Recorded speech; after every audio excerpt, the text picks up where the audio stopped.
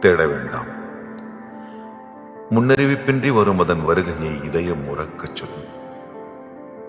காதல் காதல் ஒரு நாள் உங்களையும் வந்தடையும். அதை அள்ளி அணைத்துக் கொள்ளுங்கள். அன்பாக பார்த்துக் கொள்ளுங்கள். காதல் தங்கும், காதல் தயங்கும், காதல் சிரிக்கும். I love you too. காதல் இனிக்கும். காதல் கவிதைகள் வரையும்.